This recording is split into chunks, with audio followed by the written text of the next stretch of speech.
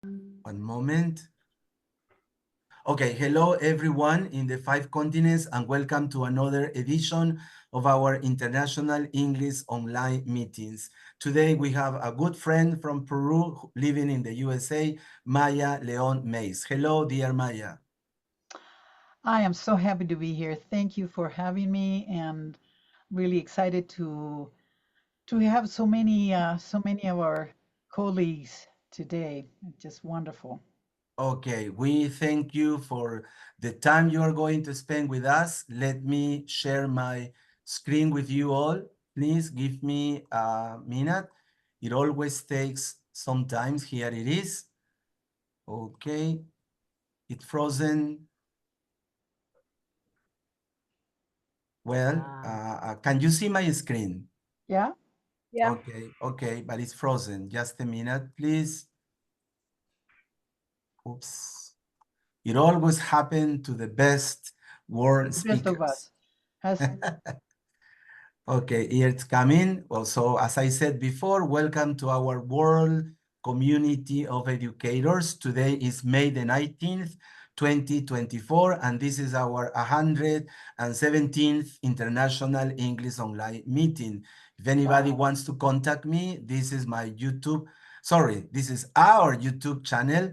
You can find all the 120 something videos presented by different professors.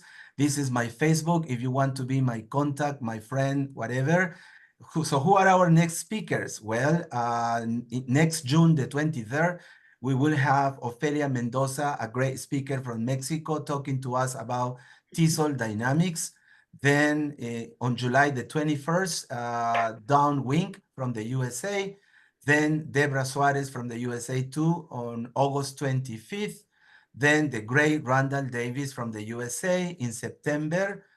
Then wonderful professor and speaker and friend Mark Dorr from the USA. Then Eugenia Carrion, who is the president of the professors, English language teachers, professors in Argentina. Monica Rodriguez again from Argentina in November. And finally, Celeste Lemus from Guatemala on December 15. So who is our speaker today? Guest speaker today, Maya León-Meis. Let me say a few words about Maya. Maya León-Meis is known as a pronunciation doctor, renowned for her expertise in addressing English pronunciation challenges and fostering learners' phonetic proficiency. She is the author of the book Kiss Your Accent Goodbye, which aids Spanish speakers. There you have the book. I'll have a free copy, I suppose. Speakers interested in English pronunciation. Maya's academic credentials include a BA in ESL Teaching from the Instituto Pedagógico Nacional Monterrico in Lima, Peru, and an MA in Applied Linguistics from the University of Colorado.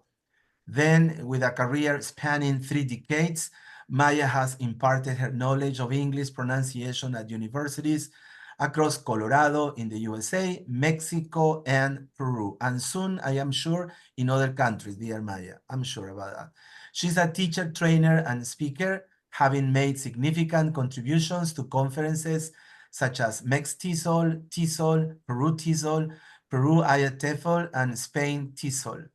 She's the founder of the English Pronunciation Institute, an innovative online school dedicated to the art of teaching pronunciation. And the most important, a great human being, a wonderful friend.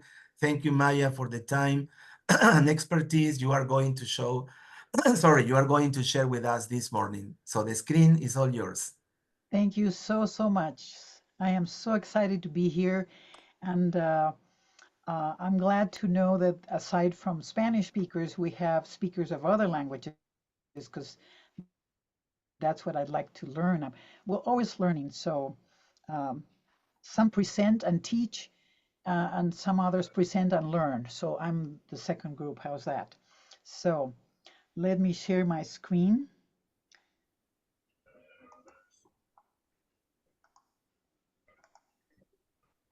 And you can see it, right? Yeah, perfect. Great. Okay. So today's presentation is building teachers' confidence to unlock students' pronunciation skills. Okay. Building teachers' confidence. And the reason why I chose this topic is because teachers, I find that are a little hesitant to address pronunciation problems in their students because they haven't been trained, and we're going to see why. Okay, so um, I don't have admit, absolutely. So, and I want to encourage you to dive into this wonderful world of pronunciation teaching. I have a secret to tell you. Uh, I've been trained as a teacher, of course. I've had to, during my years, teach grammar, vocabulary, reading, composition, all of those.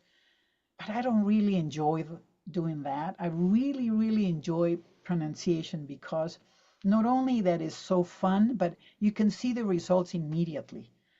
Do you see the results of composition immediately? No, it takes months and years. A grammar takes months and years.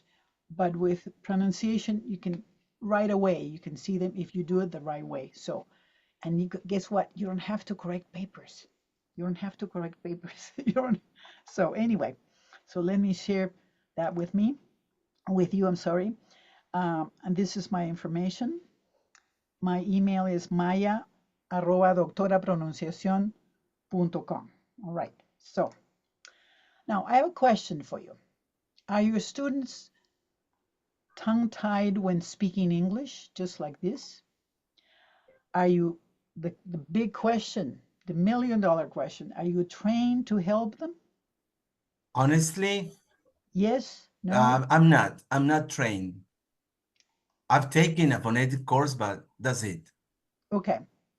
Well, this is what's happened. Okay. So what happened? People say, what happened if I'm not trained? How? Why? Why didn't I get the right training to deal with my students' poor pronunciation?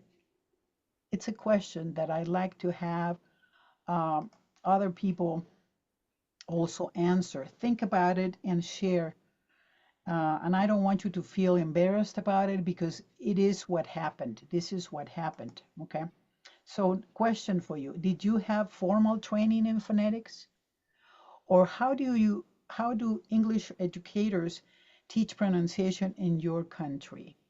I'd like to open that to everybody. And how do you address your students' deficient pronunciation? But specifically, I'm interested in the second question. How do English educators teach pronunciation in your country? Can anybody tell me? Yeah, microphones are open if anybody wants to express his or her opinion.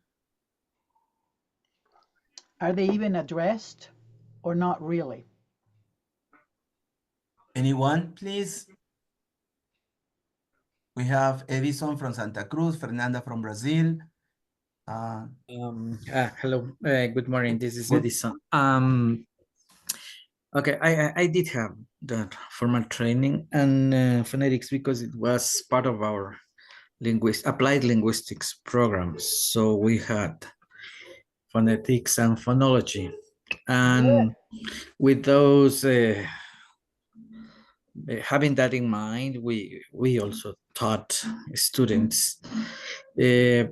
However, there has always been a problem with the how to teach pronunciation because students don't get, and especially authorities, because sometimes you have authorities, administrative staff who just set up the programs, but they don't know what it is. It has to do with teaching English. Edison, where are you from? I'm from Quito, Ecuador. Oh, Quito, Ecuador. Okay. Well, that is such a common situation, not only in Ecuador, not only in Latin America, but in a lot of other countries. Europe, I think it's a little different because Europe, such small countries, and there's so many languages that they train their teachers. They're more multilingual rather than bilingual.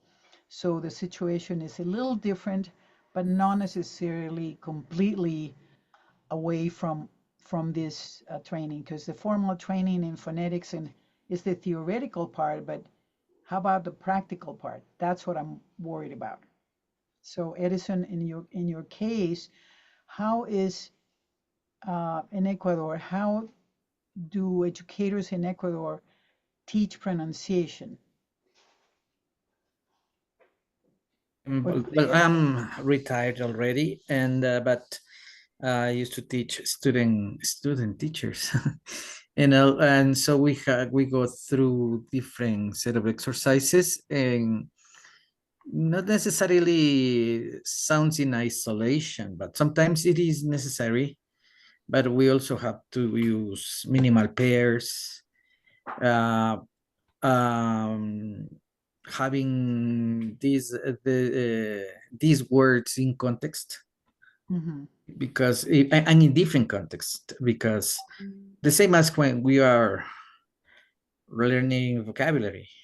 Wonderful, wonderful. Because so if one student just learns one word in a specific context, he doesn't know how this is applied in different contexts. Yeah. The same thing happens with different sounds and different words that seem the same, but they are not. So in order to avoid confusion, we have to present sets of different contexts for each one of those sounds. Wonderful. What about any of the other ones? Does that mean that you in your country or in your Fernanda, you want to share something? Go ahead, Fernanda.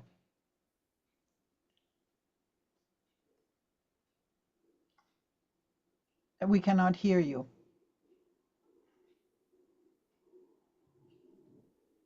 About now? Yeah. And now, can you hear me? Yes. Yes?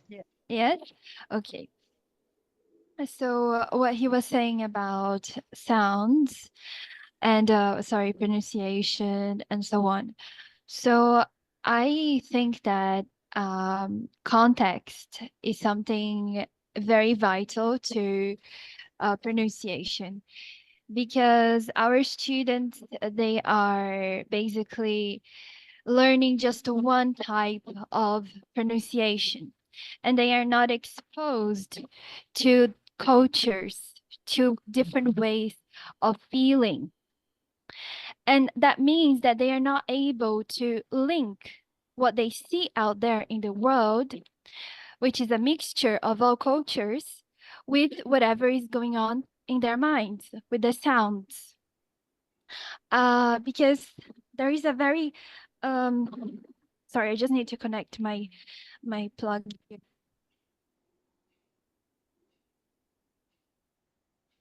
Now we cannot hear you. Now? Now No? Yes. Yeah. Sorry. So can you still hear me? Yes. Yes. Okay. Thank you. So I think that there is a very thin line between sound and who we truly are. So I don't think we should be teaching pronunciation, at least in my country. People usually teach pronunciation, but from a very monolingual perspective, from a perspective that is not embracing the student's personality and the student's essence, like the student's way of being, right? So there is no way of trying to shape our students to talk in one way, right? With the American accent or the British accent, you have to let them discover how they feel in the language and how to use the language appropriately. Because what we do nowadays, we try to dissociate like pronunciation and reading and writing and so on, but everything is together, right? All the skills are there. So I think that our accents are always changing, and we cannot just try to speak in one accent. It's always with the people we talk, it's a part of personality, right? Yes, yes. So yeah. Thank you so much. Okay, well, I'm going to assume that um, in most countries, because this is what has happened. Now, people say, how come I didn't get trained of, formally to address my students' pronunciation problems? One thing is to take a theoretical phonetics class, and another thing is to learn how to deal with the students' pronunciation problems in general. Okay, so and let me tell you a little bit of what happened back in the 70s. This is what happened. Teachers in the 70s around the world, okay, started asking, now what is the purpose of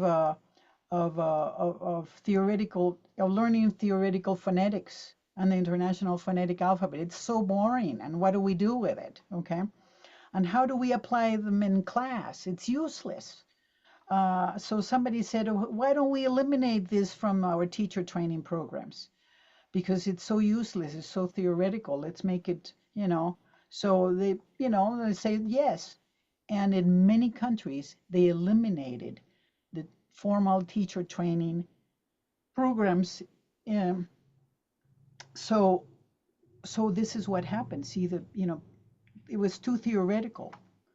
So today, many teachers, and not so much today, but maybe from the last 10 years, things have been changing, but up to 10 years ago, because this happened for, believe it or not, 50 years, 5 decades. That's a lot of time. And how many generations of teachers have gone through without the training. So this is why many teachers around the world, it's not only your country, but many, many countries, often feel helpless because they don't know how to teach pronunciation, or simply do not address it at all. Okay. Now, did this happen in your country too? Is the trend changing now? Can anybody tell me that? Is the trend changing? Yes, when I took the CELTA course here in Brazil, they had the phonemic chart and they taught us the phonemic chart.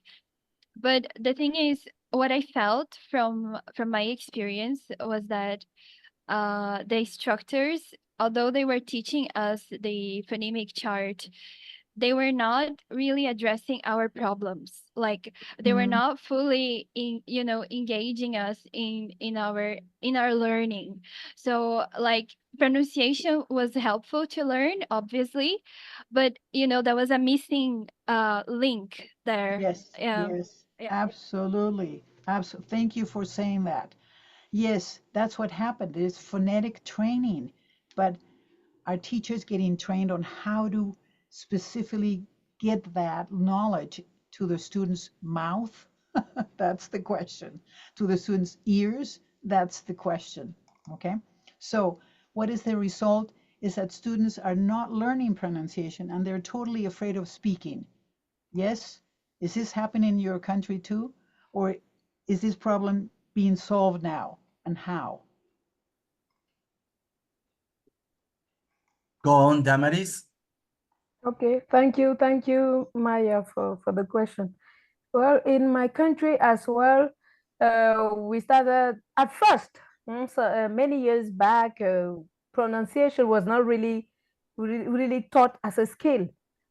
But later on, they felt the need to introduce pronunciation because for example, when I was in high school, we were studying pronunciation by imitation, by imitating the teacher.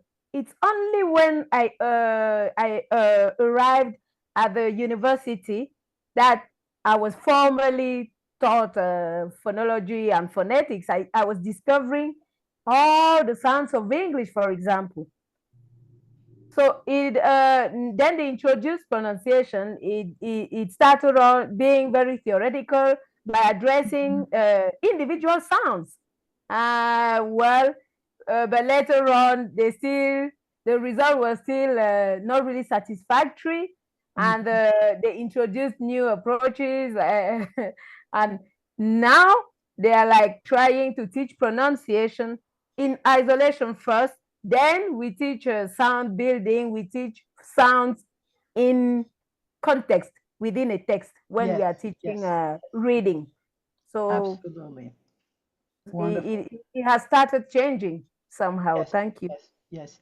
And I really like Fernanda's um, mentioning that, sure, the theoretical phonetics is one thing, but how does it help us as students?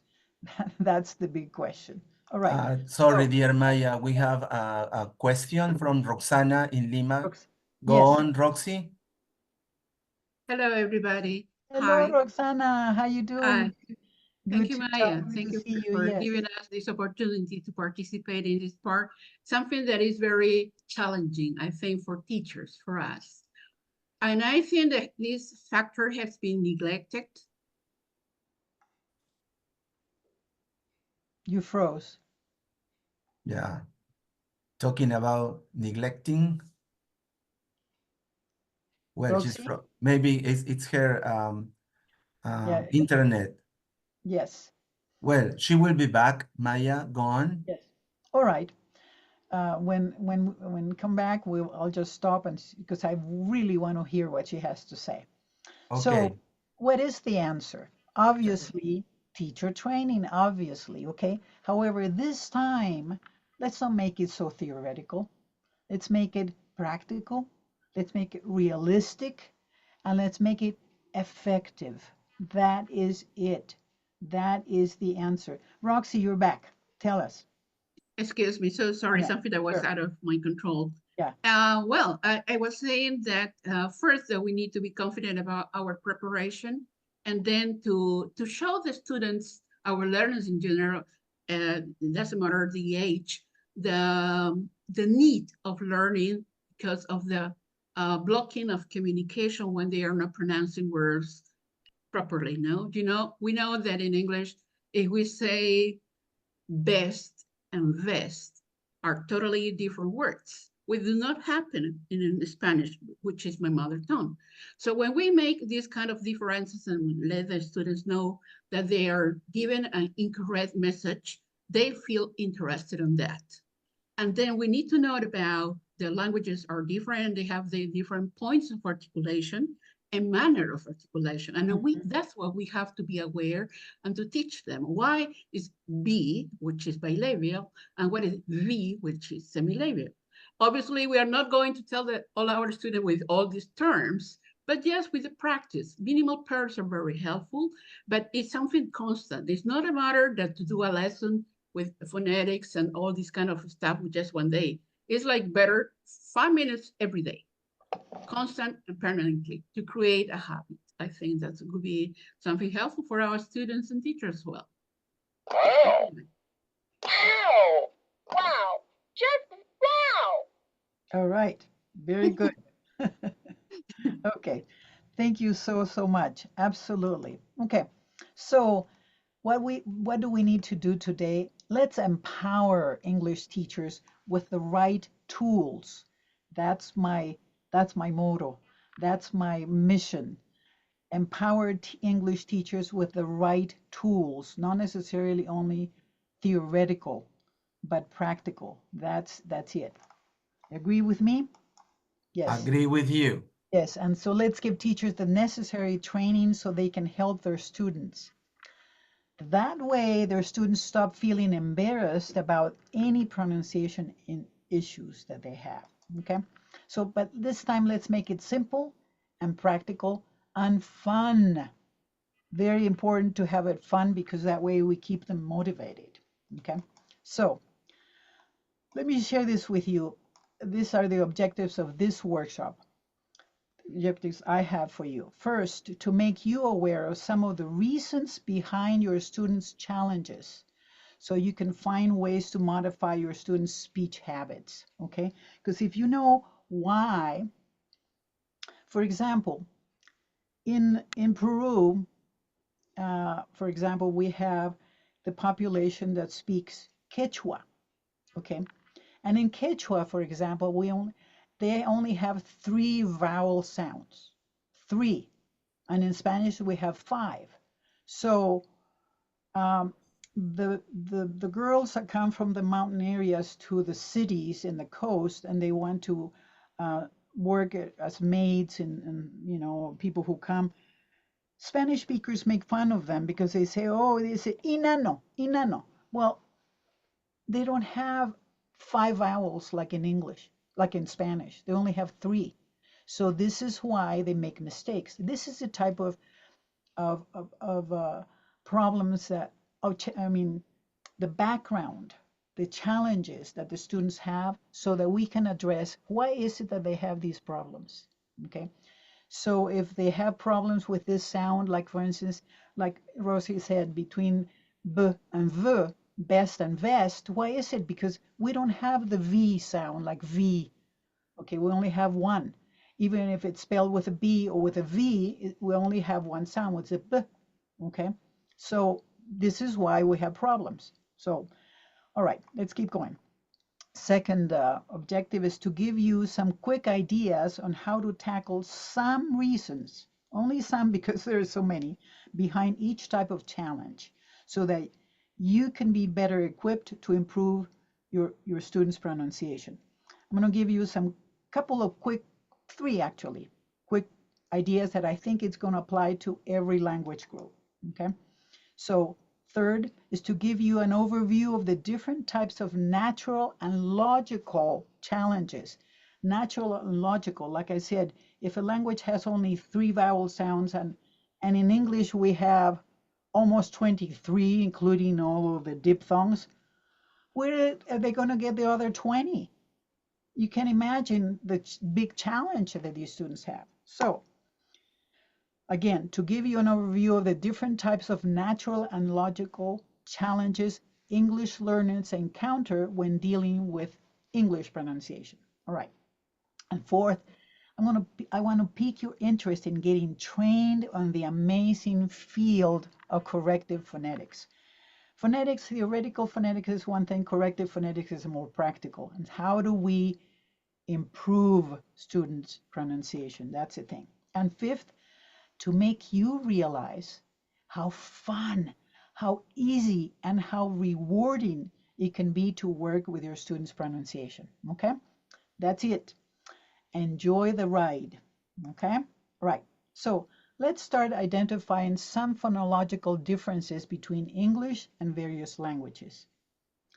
This will explain the reasons why English learners have difficulty with specific elements of the English language, and why they make certain errors that are typical of each language group, okay? So, question for you. Can you identify some phonological differences between English and your native language? Okay. I will compare Spanish with English because Spanish is my native language. So I kind of have an idea of some of, like, for instance, with French and maybe Russian, maybe Japanese, maybe Korean. As a teacher of English, I have to have that kind of background, but I'm not an expert at all, okay? But all of us, because we are non-native speakers of English, we have our native language, we're experts in our own language. But the wonderful situation is that we have learned English as a second language, and in the process, we have picked up so much information that is very valuable, because now we can go through what's going on in the head and the mouth of our students. This is the disadvantage of a monolingual English speaker who teaches pronunciation. When they don't know what's going on with the language of the students, they want to teach it the American way, their own native speaker way, but they don't put themselves in the head or in the mouth of a non-native speaker. We have that advantage because we had learned it. So let's take advantage of that. Okay. So again, I will compare Spanish and English, and I want you to compare your language also with English. Okay. So think about what the typical errors among native speakers of your language. What are the typical errors? Okay. So let me go through them first, and then we can talk about in your situation. Let's see in Spanish, for example, versus English. There are only 5 vowel sounds and a few diphthongs, okay? But in English, we have about up to 23 vowel sounds, including the multiple diphthongs, okay? And all the vocalic R's, which are considered a vowel sound. Pronunciation is phonetic, like we know. It's exactly like we spell it. But in English, it's not. It's not phonetic. So that causes a lot of difficulty. We know that. Now, the vowels and consonants are simple and easy to pronounce because they only have 5, okay? And the vowels in English, vowels and consonants require extreme mouth movements. In Spanish, we just say a, e, I, o, u, a, e, I, o, u. But in English, we have to say a and o and oo and and air. I mean, look at all these mouth movements, what we don't have, okay? So this is one feature that I'm going to address today on how to fix it, I mean. Okay, so keep going. Most of the words end in vowels and easy consonants. While in English, most of the words end in a consonant, and many of them are voiced, meaning like g and b and d. Those are voiced, different from p, like in Peter, or f, like that. And those are harder to pronounce, okay? So another thing, most sounds are produced without requiring a lot of mouth movement. That is so key, and that's what I'm going to be addressing today. And in English, most of the sounds, especially the vowels, require a variety of mouth movements. Okay. Now, another topic also that we're not going to address today, if there's no time. Intonation patterns are very even in Spanish. Okay, very even.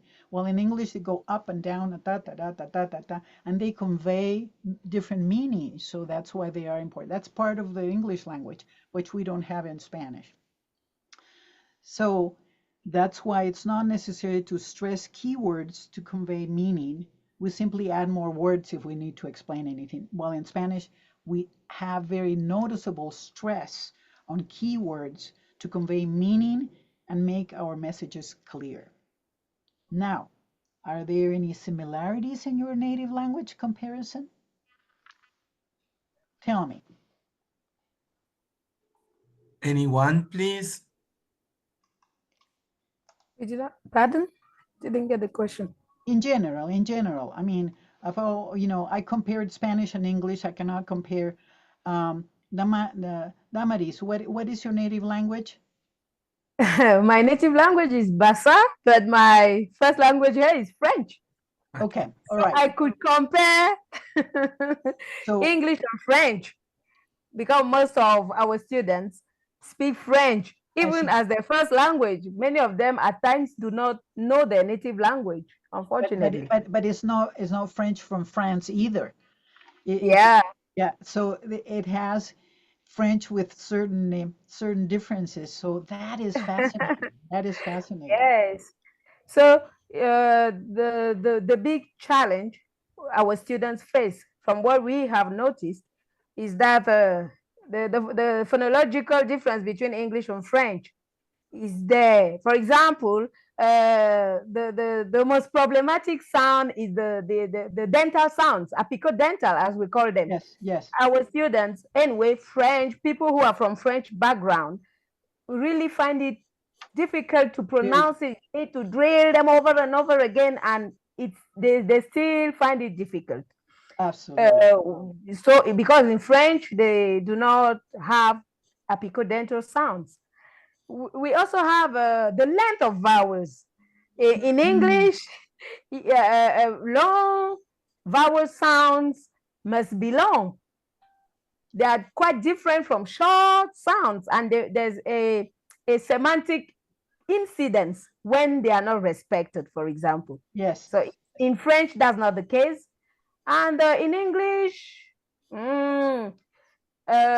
have that silent letters are so common, and that's not the case in French. So at times, our French Francophone Cameroonians, they find it very difficult to understand why it exists, but it is not pronounced. It's a little bit difficult. So these are some of the greatest challenges our students face in general. Okay, wonderful, wonderful. Okay, great. Anybody else would like to mention anything? I think with the rest are Spanish speakers, and we all know. Raja, she speaks Hindi probably. I'd like to hear from her if she would like to tell us anything. Okay. All right. So the question is, so what kind of challenges do these differences create for English learners and teachers? Aha. That is a, you know, that is the question. What kind of challenges do they have? So a big challenge that I think is for everybody is the various vowels and consonants in English, including the vocalic R. The vocalic R is like her and hair and here and our and fire and door and sure. All of those, that's a vocalic R that is considered a vowel, okay, because they're vowel with an R or R with a vowel thing. So that requires her and hair. There's a difference between her hair. It's not her hair, it's her hair, right? Look how much movement I have to make. So that requires a variety of mouth movements that can only be mastered with exaggerated mouth exercises. I think this applies to every language learner.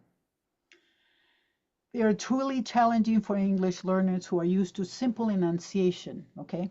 So, because when you say, you know, like this, it's very easy to be a ventriloquist in Spanish, for example, because you don't have to move your mouth so much.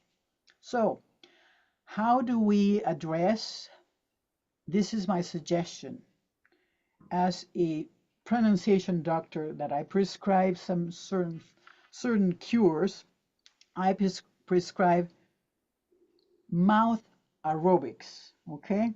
So, wow, wow, wow. Wow, wow, wow. Wow, wow, wow. Wow, wow, wow. Wow, wow, wow.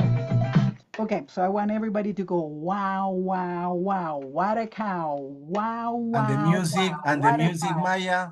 Oh, we can do it. Wow, wow, wow. What a cow. Wow, wow, wow. What a cow. Wow, wow, wow. What a cow. What a cow. Wow, wow, wow. What a cow. Wow, wow, wow. What a cow. What a cow. Look at this. I, O, E, U, L. Wow, wow, wow, wow, wow, wow. Look at that. Okay. So what do you think? You can do that. That applies to every language. And by doing that, by making your mouth, your facial muscles flexible, it's easier to say all of these, to pronounce all of those. Start with that. That helps. Actually, this is really amazing, and I'm going to share this with you. I do voiceovers, okay? I do record some prompts for Dish Network, for example, and I do it professionally, okay? And I do it in my native language, in Spanish. But on my way to the studio, I'm doing these aerobics.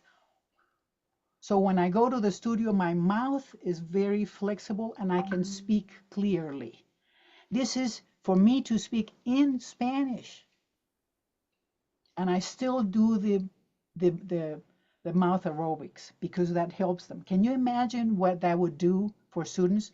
And every time I have, for instance, an interview, a special presentation or something, I do this before So my mouth is very simple. This is what happens in the morning. We're stiff because we haven't spoken all night, right? In the morning is a little stiff, but in the afternoon our mouth is more flexible because we have been speaking all day. So this is what your students should do all the time before class and before they have some particular very special presentation or an interview or something like it will help them. So this is something that I would highly recommend. Okay, you like it? Yes, Yeah. give me a thumbs up. Wonderful, great. Like a warm-up exercise. It's a Absolutely, absolutely, yes. All right, so let's keep going. Another big challenge, okay, although there are similar consonants in English and Spanish and other languages, they're produced differently. The R's are definitely different in every language, yes? So let's see how we can help our students acquire a native speaker accent with a couple of tricks, okay? So, Raj, you speak Hindi, right? Is that your native language? I speak Hindi and Punjabi. Yeah. Punjabi, okay. When we get to other questions, I would love to hear your input on this, because I want you to compare, especially tell me about how different is it to speak Hindi or Punjabi from English as far as the mouth movement that we were talking about. Oh, I've never thought about that, about how different the mouth movements are. Well, the thing about it, this is interesting because here in the States, when we have, Marco, I'll get to you in just a second. Here in the States, when we used to have all these companies that used call centers in India, okay? But people started complaining because it was hard to understand them. And I think basically because they don't do too much mouth movement, so it's hard to understand their vowels especially. And it has something to do with the way they speak. They don't have this. So that's a big, big challenge. Okay? And because of that, You're absolutely right. There is a lot of, in Canada now, a lot of the call services are being offered from India. And I see people getting frustrated with yes, because they don't understand them. They know their content, but they're not able to communicate. absolutely, absolutely. And I think one of the reasons is because they don't do the mouth aerobics. They need to do that. Okay. So Marco, you had a comment. Yeah, Maya, nice to see you. Let me show you something first. Oh my gosh, you have the old version. Oh my Yeah, gosh, that's I bought it. awesome. I bought it many years ago, and I met you there in Lima. I guess I met you in Cajamarca. Yes. The second time is, and I am still using your book. It's amazing. It's gold for me and for all my students here in Peru. I live in Piura now, near Jaime Cajima. Oh my God. What an honor. Thank you so much. Thank you so much. Okay. All right. Going to the point that you said something to Regit about Spanish speakers, I have noticed personally that we as Spanish speakers, we speak from the tip of the mouth to outside Spanish, and from the tip of the inside English. I can give you an example. For instance, hola chicos, ¿cómo están? And hi guys, how are you doing? With my throat inside. It's different And because not when only your throat, but also I see your mouth yeah, movement is more intense. Absolutely. exactly. I move So yeah. everything inside, and I So make that's it. The mouth aerobics is absolutely very, very necessary. Okay, thank you very much, Marco, for sharing that. I am so honored. Thank you. All right, so let's deal with another big challenge. Okay, here we're talking about how, because like I said, there's similar consonants, but they're produced differently. So they sound differently, and we cannot use the same set of speech habits for both languages. We have to change them. So let's see how we can help our students acquire a native speaker accent with a couple of tricks. Okay, easy, very easy trick. Listen to this one. Look at, we can make him speak like Americans. Okay, I have a secret for you. But before I share my secret, okay, listen carefully here. I'm going to invite you to a special tour that is totally private, with all expenses paid, and it's all inclusive. Are you excited? Are you Yep. excited? Go Yes? on, Yeah. go on. All right. Yes, are you excited? Da-da-da-da. All right, let's see what's happening. Okay, where are we going to go? Big question. I want you to go in a tour inside your mouth. Very private. Let me be your guide, okay? Now, when you have your mouth, I don't know if you can see, can you see me? Can you see my screen or not? Yeah. All right. So you're going to, you have your, I want you to do the tour, okay? With the tip of your tongue, go first behind the upper teeth, okay? And you're going to go through a little area. It's a little wrinkled, like here, it's a little wrinkled, but don't worry about it, you're not getting old, that's normal. And then you're going to get to this little bump, all right, around it from one end to the other. That's the alveolar ridge.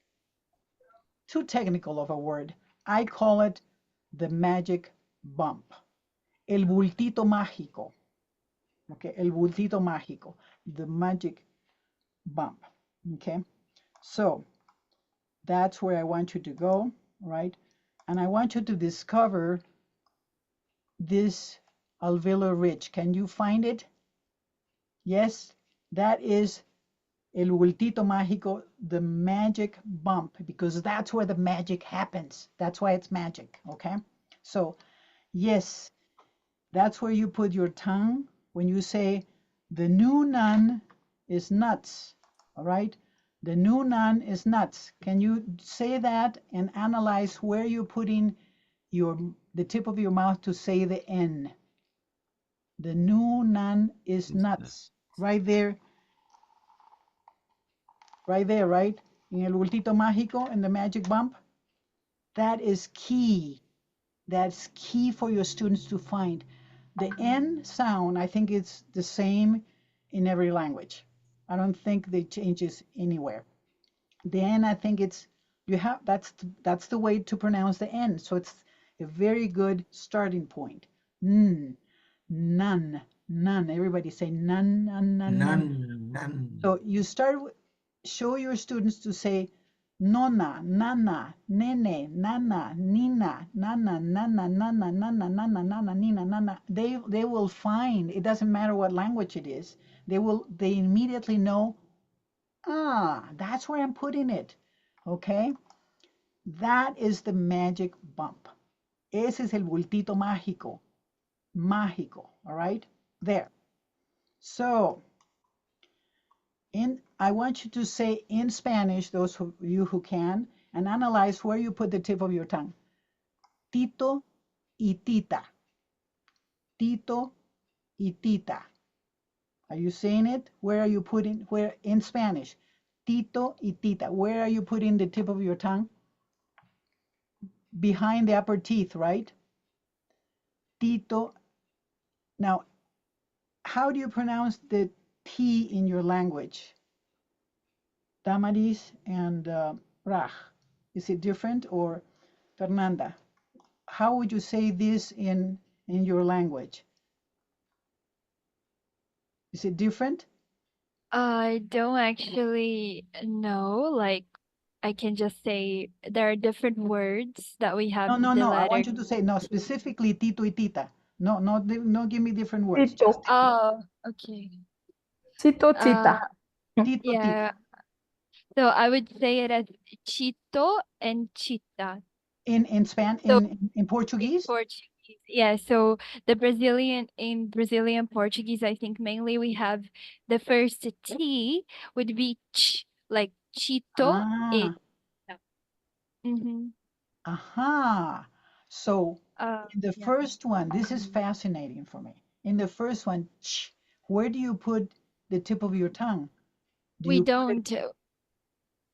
It's like a shower. The sound like like wow. See but how with the you learn. sorry, not shower. Sorry. Like watch, like Ah, Chito. PH. Chicho. Chito. Yeah, but where do you put the tip of your tongue? You still have to put. It slightly touches the magical bump. Like it slightly touches, but it doesn't actually reach. Yeah. Okay. All right. All right. So, okay. So think about this, okay? But in Spanish, at least, we say tito y su tito y tita. Tito y tita. See that? You put it right there. Now, see here, right here. This is in Spanish, at least, behind the upper teeth. Tito y tita. But in English, it's different. Okay, so if you have a native speaker of English who's used to putting the tip of your tongue in on the magic bump, it would say Tito y tita, right? Los gringuitos hablan así, dicen Tito y tita. Yes, Tito y tita. That's how the native speaker of English would say, speaking in Spanish, it would say Tito y tita. All right. So, then we have this other word, T for two. So this is where you put it right there in the alveolar ridge in the magic bump, T for two. Okay, T for two. I want everybody to say T for two in English with the best English that you can.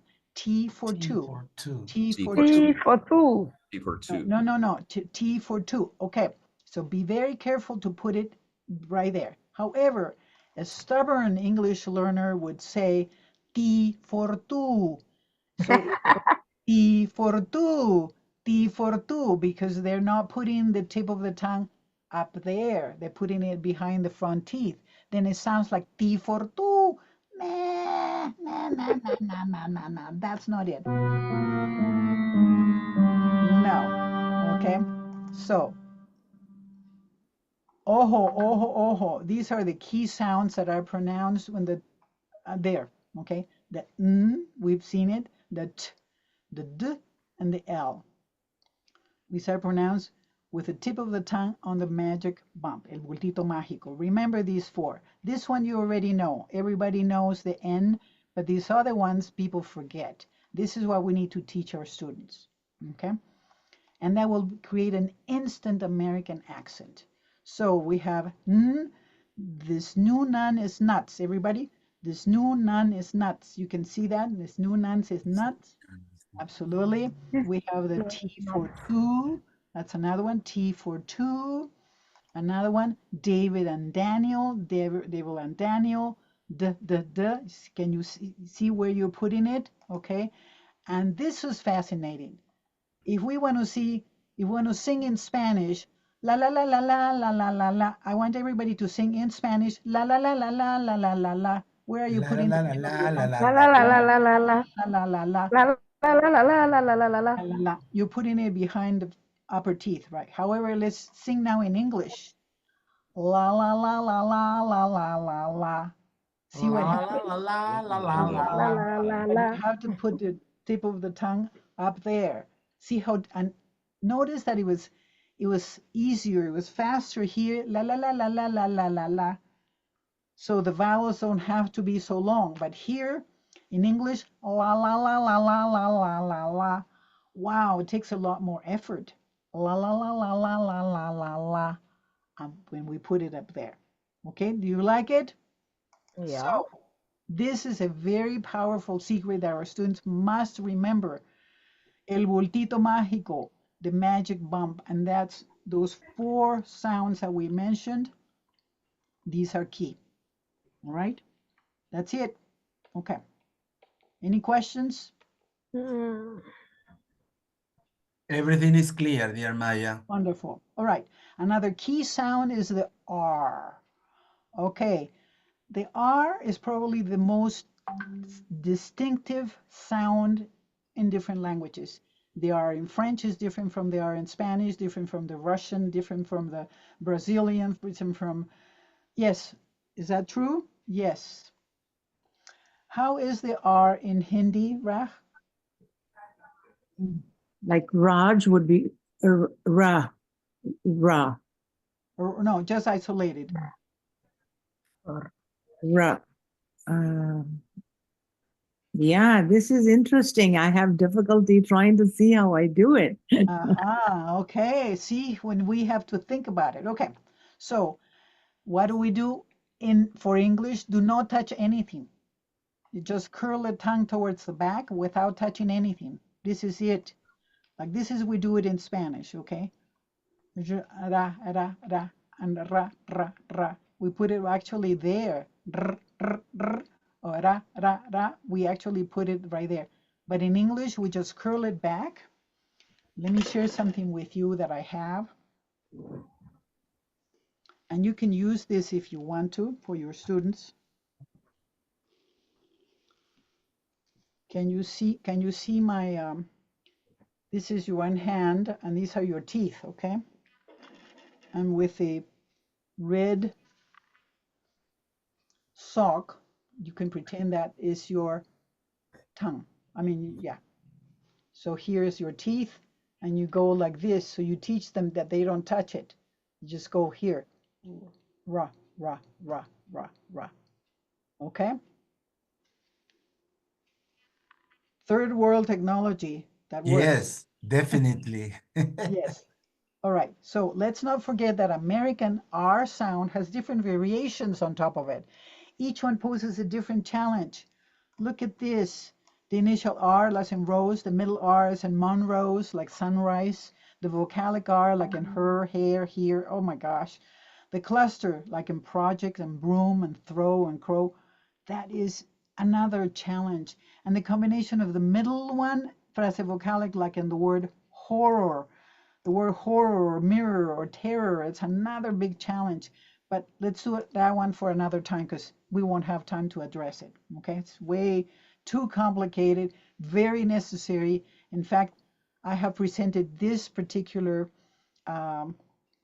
topic for MexTESOL this year in Monterrey. So this is what my presentation is going to be about, and I can bring it to our group as well one time because it's fascinating. And I became very fascinated because I have I train teachers, and most of them don't have any problem with the initial R. Some of them who haven't learned the vocalic R, sometimes they say there instead of there, and I think it's because of the presence of the TH, okay, that changes it. But then this is the one that I became, I have this student who has, I love to go into the park. She has no problem with a R at the end, okay, but she has problems with when it's a cluster. So she says projects and broom. I think it's because of the presence of the consonant with that cluster. Throw, it's another one. Crow, I mean like that. Oof, my gosh, it's fascinating. So I'm trying to think, and I'm trying to use techniques from speech pathology because ESL doesn't really address them, but speech pathology addresses them in a much more direct way because then they have to really fix some sounds. So it's fascinating. Okay, so how do I teach my students to practice the R? I could tell them, okay, you curl the tongue or whatever. They don't do it. But if I tell them to mimic North Americans speaking in Spanish, they love it. Okay, so I have one sentence that I have them say, yo querer lavar mi car en el mar. They love it. Every time my students forget to say it, yo querer lavar mi car en el mar. Yo querer lavar mi car en el mar. Every time. Now, you can say something similar in your language as long as you introduce in your language, okay? Not in English, in your language that has all of those sounds that an American could use, okay?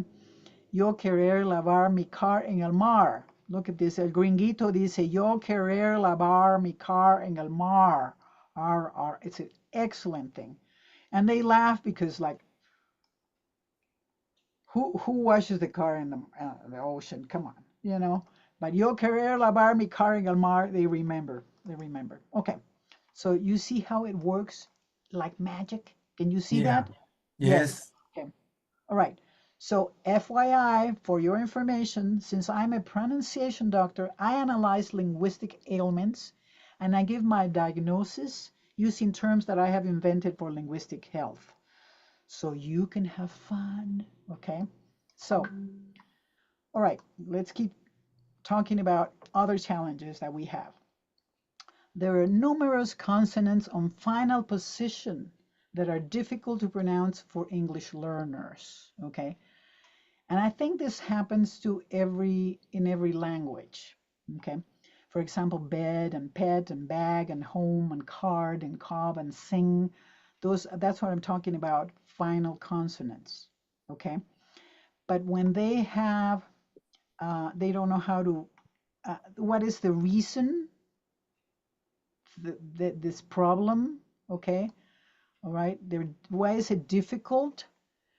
It's, because the basic course is brevitis de la vocal. That's why I call it brevitis de la vocal. And in English, I would call it, of course, I'm making up some words, that I'm telling you. Vowel briefinitis. How is that? Briefinitis. Making it really brief, making the vowels too brief. All right. Why is this so crucial? What is brevitis de la vocal, or vowel briefinitis, like I call it? Okay. Well, we're going to analyze some anecdotes from Paco, who is a native speaker of Spanish, and he's the main character of my book. Okay. Es el que mete la pata. He's always goofing. So what is brevitis de la vocal? Paco is used to producing brief vowels, just like Damaris was saying, very short vowels, very brief vowels. So he doesn't extend the vowels before the final consonants. And so he ends up distorting the final consonants. He distorts them completely. This is the condition called brevitis de la vocal, vowel briefinitis. Does this happen in your native language group? Yes? Well, anybody? Fernanda, Raj, Roxana? Well, in Spanish, we know that, but I'm interested in hearing about Damaris, Raj, and yeah, that's what I'm very fascinated to hear. Fernanda, does this happen in Portuguese as well? I don't know because I don't really. Can you give an example? Sorry, We're going to give example. Very good. Okay, so I'm going to give you some examples here of what has happened to Paco, for example. Okay, so he's talking to his friend. He says, "Hey, why didn't you bring your books?" "Oh, because I broke my back." "Oh, you broke your back? Oh, but are you okay? Are you okay?" Paco says, "I'm okay. I'm okay." Well, he wanted to say, "I broke my bag." Okay? But he thinks he says, "I broke my back." What a big difference. Okay? He cannot carry his books because he broke his bag, not his back. But she's all worried. Okay? See, that's what I'm saying. The g is not voiced. So we can hear k, back, instead of bag. All right? So another one.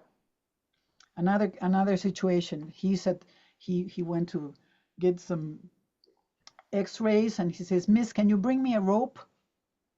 A rope? What does he want a rope for at the hospital?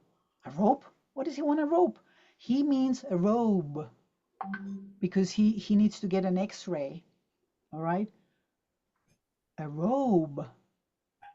A rope? No, a robe. And it's because it's not voiced, it's not long enough. Okay, another one. So he's saying, "I need a mate.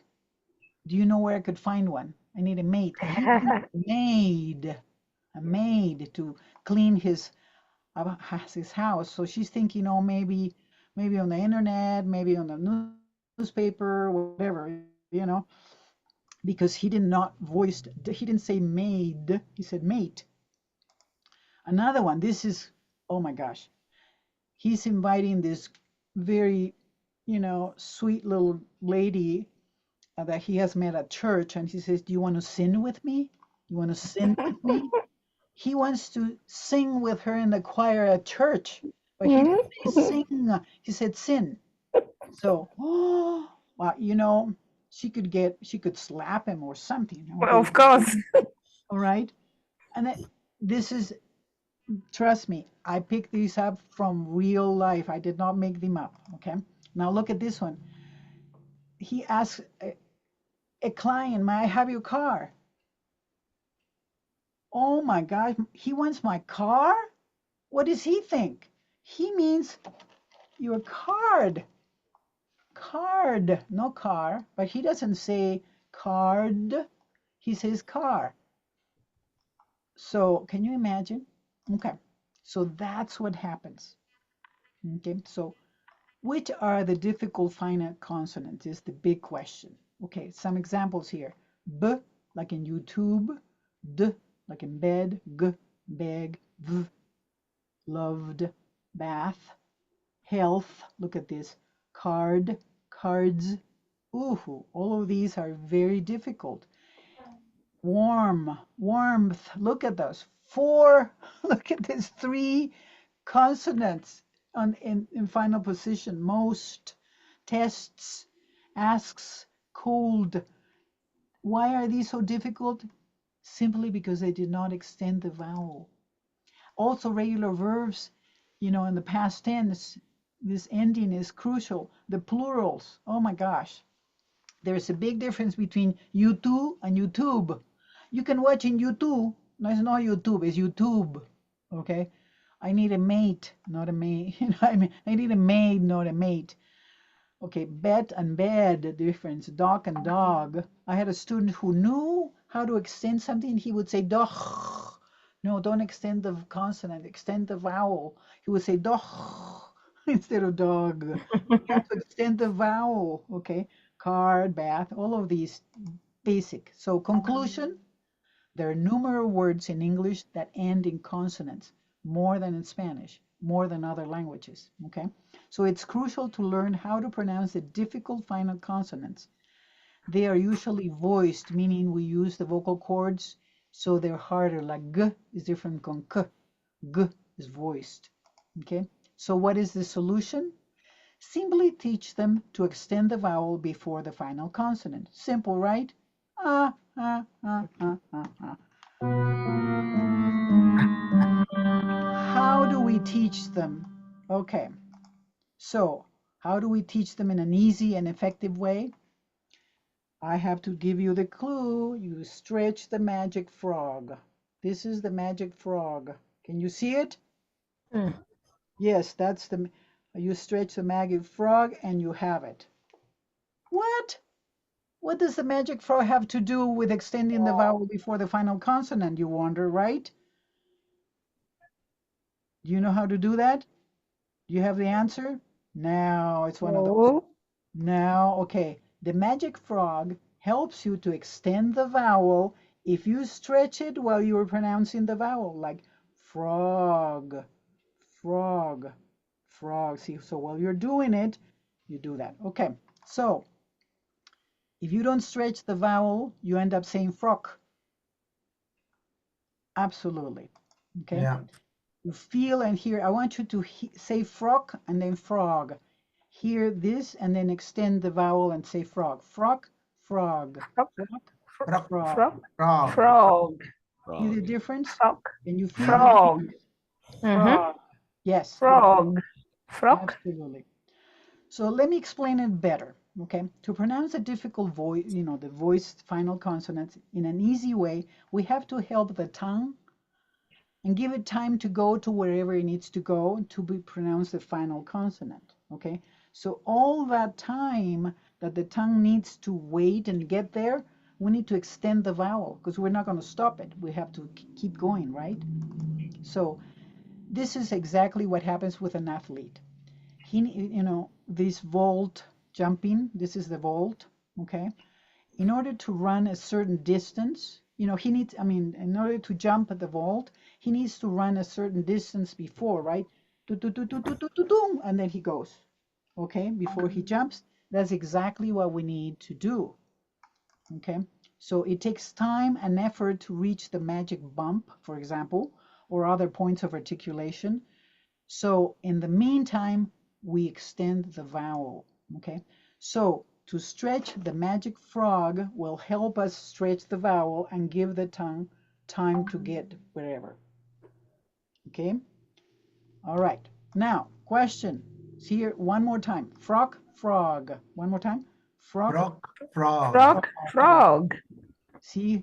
Frog, All right. frog. Okay, so if you don't have the a magic one, Frog.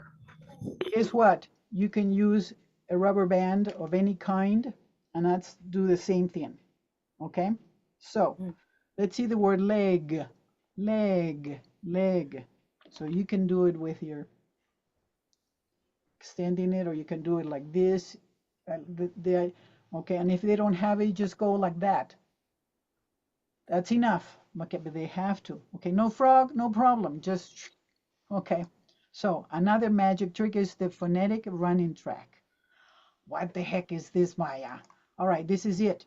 So you start, you put your finger right here and start, and you go to the finish line.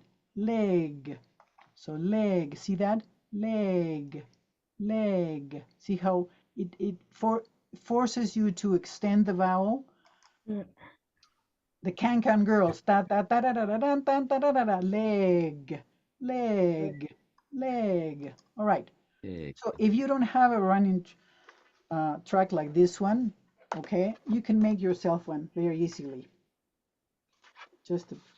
I just had a A to B, and so you go leg, leg. See, like that? It's easy. You can do that. You can make it. Now, if you don't have it, you can imagine having one, and you can just have leg, leg, leg. Have your finger up, leg. That's easy. Anybody can do that. Leg, which is different from leg. Leg, leg. You can do that. Leg, leg. Yes? Okay. Any questions so far? Not for me, but just a reminder, dear Maya, we got 10 more minutes left. 10 more minutes. Great. Hear the difference, frog and frog. Okay. So both tricks work like magic. Yes? So, would these tricks work with your students, given your native language? Yes? Yes, definitely. They would. Yes, this goes for everybody, right? Common question, is there a solution for so many monsters? These are monsters that we have to save, and I keep them like monsters, yes. So they're monsters. Of course, we can beat them one at a time, absolutely. And forever. That's good. So, however, this is very important. It's important to define teaching priorities, okay? That is, work first with the most urgent or crucial challenges. That's what we do. Work with the most crucial ones. Okay, if the majority of, in the majority of languages, and maybe I'm wrong, have the vowels that are really short or brief or only one duration. But in English, we have to extend the vowels. I don't want to say short and long because that gets confusing with A and A. That I don't want to call them short and long. I want to say extended vowel, because that we need to do that in order to pronounce the final consonants. Okay, so is that all? Are there still any other monsters that we know and beat? Let's talk about the ones your students have. What problems do your students have as far as the ones that we have? Any more that we have talked or not? Well, yeah, go on, Damaris. Okay, thank you. Concerning the pronunciation of final sounds, you know, many of my Francophone students, they find it difficult to pronounce this at the end of verbs in the third person singular, the simple present tense. So you see, they keep saying he run, and then you say he ran. You say yes, he ran. You say, but this is the third person singular. You say, okay, there's S. Say you have to pronounce the S. So you should say he runs. I want to hear the sound. So it's so Yes. common. They forget to pronounce The final. the final Yes. sounds. So I Yes, think it's absolutely. important to, Simple. to Very good. insist on that. Absolutely. So you can teach them that. Roxy? Yes, it's also something related to what Damaris has said about the S, but at the beginning, when we Okay. have the only S and the student have the tendency to say ES, like Oh, I know. special That's when it's S an, that's student when it's an S instead with of S. another consonant. S with Yeah. another consonant. Like, because we have the word Student. siga, whatever, just the S, no, but S and like another consonant. That's another story. And none of these will help them. Okay, but that's for another project, for another For one. the second part. For the second For part. another part. Okay. Thank you. Any other ones? What about in Hindi? Rag, I'm fascinated by that. I'm actually really fascinated by your conversation and what I'm learning, and I've never observed some of the things you've said. So yeah, it'll be interesting to see what I do with it now. Okay, wonderful, wonderful. To be aware, no? To be aware of Absolutely. that. Yes, you need to be aware. Remember, that's what I wanted you to be aware of. So thank you for your time and your interest in the you. wonderful field of English pronunciation teaching. Yes, absolutely. So I want you to know that if you wonder where and how to start, I will be happy to send you information. And Thank would you be interested in having pronunciation teacher training? That's my question, okay? As you know, I started the English Pronunciation Institute precisely to train teachers, okay? So it's a virtual school based in Denver. We have various courses for different purposes. We have the Big Diplomado, for example, which is 8 months long. And I base it on the Kiss Your Accent Goodbye book, but I have other things around it. And I also teach techniques, how to make teaching materials, how to use, cheap stuff that helps. This is whatever helps. Okay. I also have one course that is called 25 secretos poderosos para transformar tu pronunciación de inglés. 25 powerful secrets to transform your English pronunciation. And the last one that I'm about to finish is called 12 secretos poderosos para evitar malentendidos vergonzosos.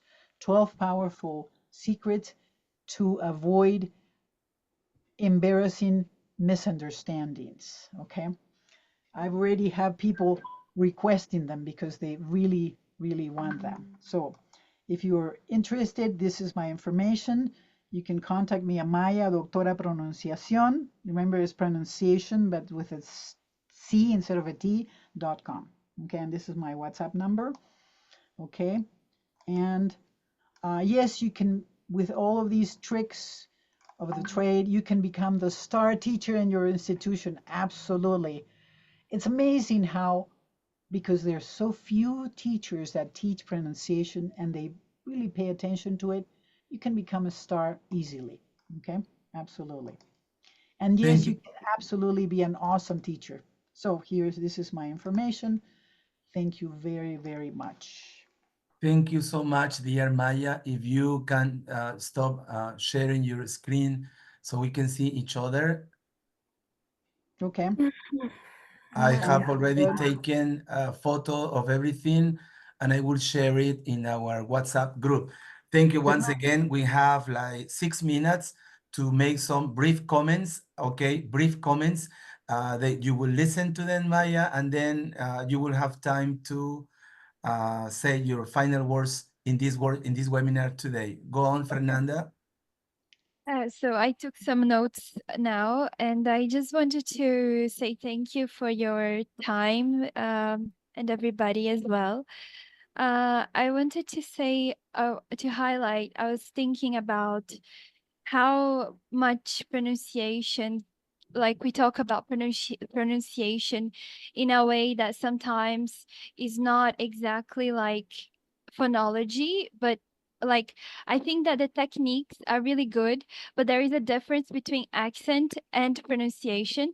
And I don't think we should be like too worried about whether our pronunciation is perfect to the extent of being a native speaker of American English or British English, because from my own experience, I've met people who have lived abroad for 30 years and they still have an accent and they still speak and they still communicate.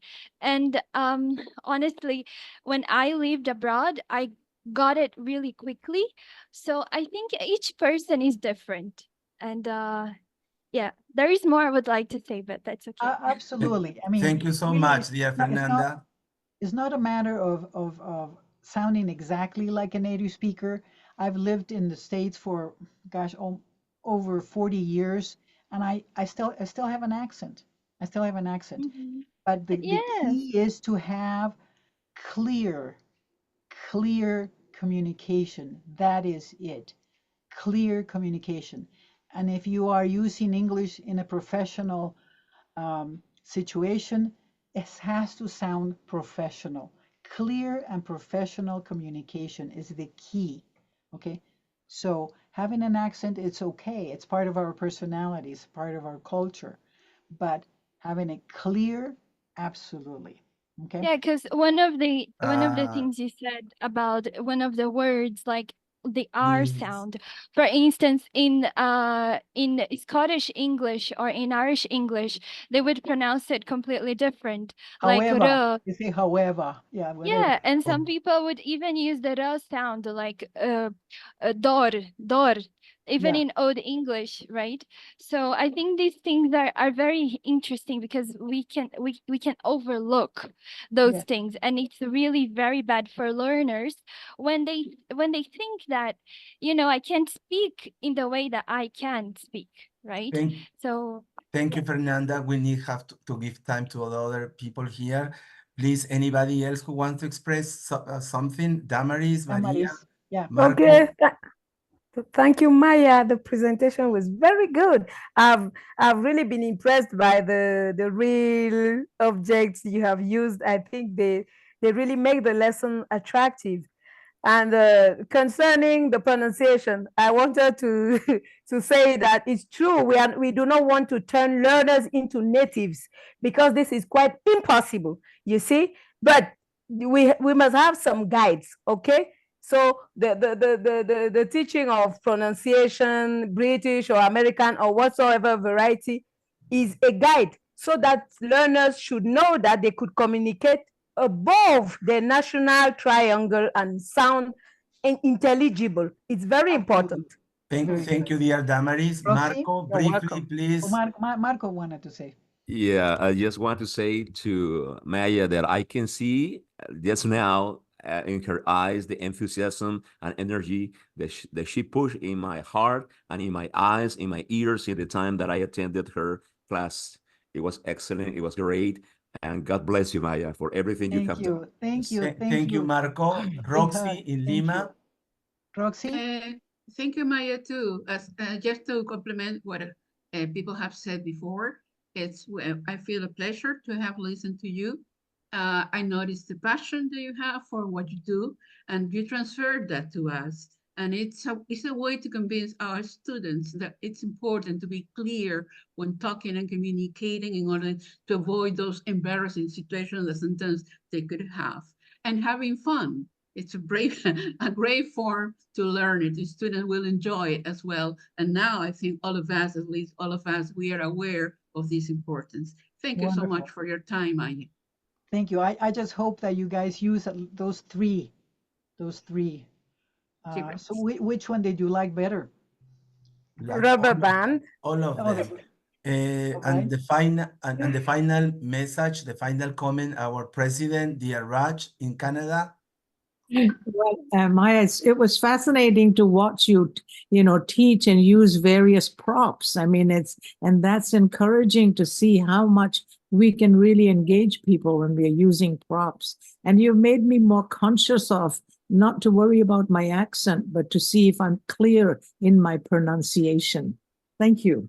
Thank you, dear Raj. And before we something else, please remember our next webinar will be on June 23rd with our friend Ofelia Mendoza from Mexico, and she will be talking about this topic, TESOL dynamics, and feeling the power of games in language teaching. Well, what can I say? Everybody has said everything, dear Maya. Thank you so much. You, besides being a wonderful human being, you have become a great professional. I've known you like for years, for ages, and you are much better than before. Thank you so much, dear Maya. And I think we need a second webinar on this topic in the future. If you have the time, I love to. please. Now it's time for you to say goodbye. Bye. Thank you. Maya, your final words today in this webinar. We want to listen something from you about your students today. All right. Well, I want to thank you really for your input. I have learned a little bit about Brazil, with the initial T, which is wonderful. Fernanda.